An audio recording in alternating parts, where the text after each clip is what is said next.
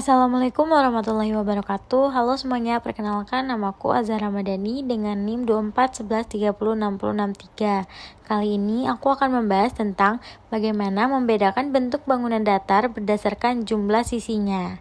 Sebelum masuk ke pembahasan, sebaiknya kita harus mengetahui apa yang dimaksud dengan sisi.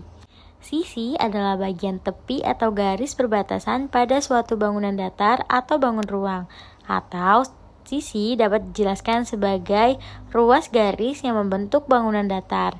Contohnya ada pada persegi yang memiliki 4 sisi yang panjangnya sama. Selanjutnya kita juga harus tahu apa yang dimaksud dengan titik sudut. Titik sudut adalah pertemuan dua sisi atau lebih pada suatu bangunan datar atau bangun ruang. Titik ini menjadi tempat di mana dua garis atau rusuk bertemu dan membentuk sudut. Titik sudut dapat disimpulkan sebagai titik pertemuan dua sisi bangunan datar atau 3 rusuk bangunan ruang. Dan yang terakhir, kita juga harus tahu apa yang dimaksud dengan sudut. Sudut adalah ruang atau daerah yang terbentuk dari dua garis yang bertemu di satu titik. Titik pertemuannya disebut dengan titik sudut, dan kedua garis itu disebut dengan kaki sudut. Sudut juga memiliki beberapa bagian. Yang pertama adalah titik sudut, di mana tempat dua garis bertemu. Yang kedua, kaki sudut, yaitu dua garis yang membentuk sudut. Dan yang terakhir adalah besar sudut, di mana ukuran seberapa lebar bukaan antara kedua garis biasanya diukur dalam derajat. Sudut juga memiliki jenis-jenis berdasarkan besarnya. Yang pertama ada sudut lancip, yaitu kurang dari 90 derajat. Yang kedua, sudut siku-siku, yaitu pas 90 derajat. Yang ketiga, sudut tumpul, yaitu lebih dari 90 derajat tetapi kurang dari 180 derajat. Yang keempat, lurus, yaitu pas dengan 180 derajat. Dan yang terakhir adalah sudut refleks, yaitu lebih dari 180 derajat.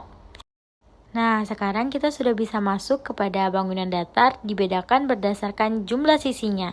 Yang pertama adalah bangunan datar dengan satu sisi. Lingkaran adalah bangunan datar yang terdiri dari kumpulan titik-titik yang berjarak sama dari satu titik pusat. Lingkaran hanya memiliki satu sudut saja. Selanjutnya adalah 3 sisi atau yang dikenal dengan segitiga. Segitiga juga dibagi menjadi beberapa macam. Yang pertama, segitiga sama sisi, yaitu semua sisinya sama panjangnya. Yang kedua, segitiga sama kaki, 2 sisi sama panjang. Yang ketiga, segitiga sembarang, semua sisi berbeda panjangnya. Dan yang terakhir adalah segitiga siku-siku. Segitiga siku-siku memiliki satu sudut yang besarnya 90 derajat. Selanjutnya ada 4 sisi atau yang dikenal dengan segi 4. Segi 4 juga dibagi menjadi beberapa macam. Yang pertama ada persegi. Semua sisi sama panjang dengan 90 derajat. Yang kedua, persegi panjang. Semua sisi beda panjang dengan 90 derajat.